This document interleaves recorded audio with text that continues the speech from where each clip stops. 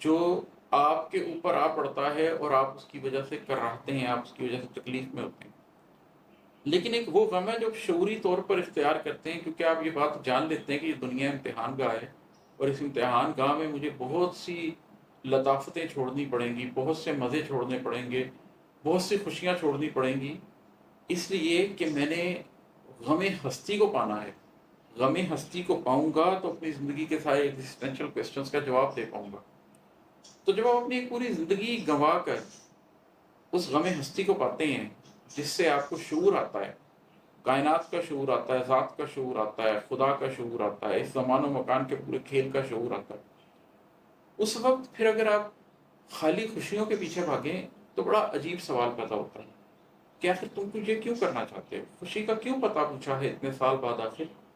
کہو کیا حاصل ہے ہستی گنوانا چاہتے ہو تم؟ اب جب تم غم ہستی تک پہنچ چکے ہو اور زندگی کے بڑے بڑے مقاصد کی طرف چلنا چاہتے ہو، تو اب سیٹسفیکشن کے پیچھے بھاگو، اطمینان کے پیچھے بھاگو۔ وہ تو سمجھ آتا ہے خوشی ایک بہت سطحی چیز ہے، جب آپ غم ہستی پالیں تو پھر آپ خوشی کے پیچھے ہرگز نہیں بھاگتے۔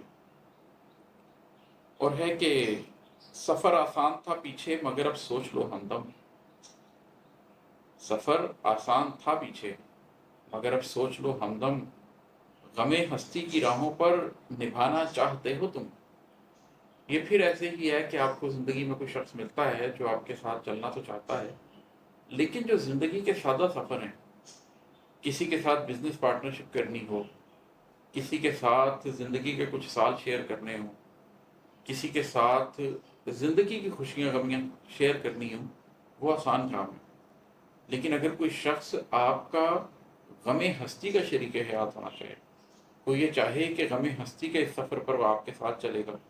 تو پھر آپ کو اس سے یہ پوچھنا ہی پڑتا ہے کہ بھائی جو پیچھے تم نے میرے ساتھ زندگی گزاری ہے، اس شخص کے ساتھ زندگی نہیں گزارنی اب تم نے۔ سفر آسان تھا پیچھے مگر اب سوچ لو ہمدم، غم ہستی کی راہوں پر نبھانا چاہتے ہو تم۔ جب آپ زندگی میں یہ معنی پا لیتے ہیں اور آپ غم ہستی کی راہوں پر چلنا چاہتے ہیں، تو جن لوگوں نے آپ کے ساتھ دہائیاں بھی بتائی ہوتی ہیں، آپ کو ان سے ایک دفعہ پوچھنا پڑتا ہے کہ تم نے جو میرے ساتھ سفر کیے تھے وہ در حقیقت میرے ساتھ نہیں کیے تھے، وہ کوئی اور تھا۔ وہ یہ خاک کا پتلا تھا جو دنیا گزار رہا تھا، زندگی گزار رہا تھا، اور زندگی کی خوشیوں غمیوں سے گزر رہا تھا۔ اب میں جس سفر پر ہوں اس سفر پر کیا تم میرے ساتھ چلنا چاہو گے؟ اور عموماً یہ ہوتا ہے کہ وہ لوگ جنہوں نے صدیاں آپ کے ساتھ گزاری ہوتی ہیں،